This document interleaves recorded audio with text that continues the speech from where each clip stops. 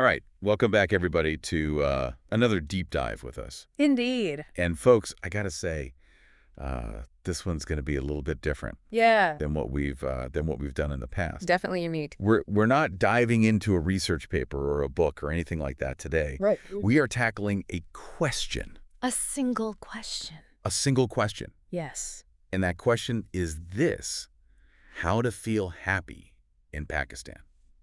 Interesting, right? Intriguing. Yeah. So we're not starting with a source. We're starting with a question. We're starting with a question. And maybe the question is the source. Yeah, and I will say when I first saw this, I was kind of like, huh, okay. Yeah. Like, where do we even begin with this? Where do we even? Right. And that's part of the fun, isn't it? It is, and it's just been rattling around in my brain Yeah. ever since I saw it. Sure. And I guess the first thing that popped into my mind, and maybe for you listening out there, popped into yours, is what does this even mean? Yeah. What is the question even implying?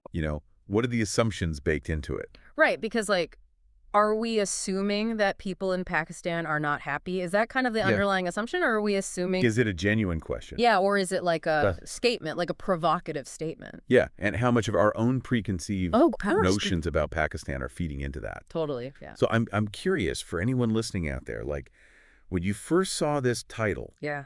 How to Feel Happy in Pakistan, what was your first reaction? Like, did it bring up certain images in your mind? Did it make you think of specific things? Yeah.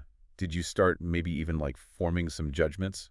Right, and this is a really important point to make because Yeah. we don't have any content to go off of here, right? We have a single question. Right. And it's very easy to sort of fill in those gaps with our own preconceived notions and biases. Oh, totally. And it's crucial that we don't fall into that trap of making these really broad, sweeping generalizations about an entire nation and its people based on limited information. Especially a nation and people as diverse Exactly. as Pakistan and the Pakistani people. Absolutely. So yeah, I mean, Yeah. super fascinating. Yeah. And the other thing that like I keep getting hung up on is this wording, feel happy.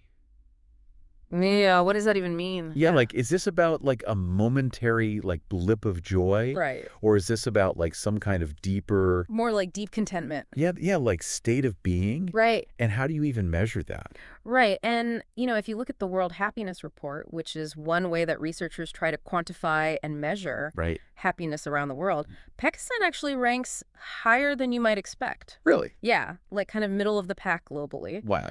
But that's based on things like social support, freedom, generosity, perceptions of corruption. Sure. But does that really get at how people actually feel happy. feel happy on a day-to-day basis? Yeah. It's a very complex question. Right. And it also makes me think about how much of this whole idea of happiness is culturally bound.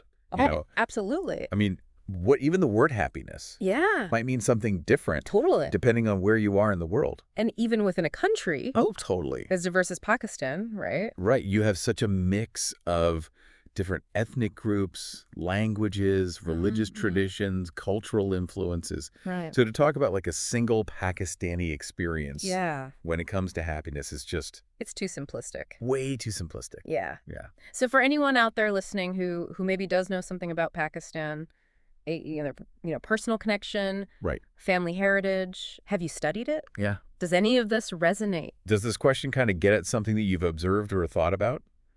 Yeah, I mean, even if we can't definitively answer the question, how to feel happy in Pakistan, like just by asking the question, it kind of forces us to grapple with all these different factors, right? Absolutely. And I think that's part of what makes this so fascinating. Yeah. It really gets you thinking, right? It does. And it maybe even prompts some reflection or even conversations within Pakistan itself Right.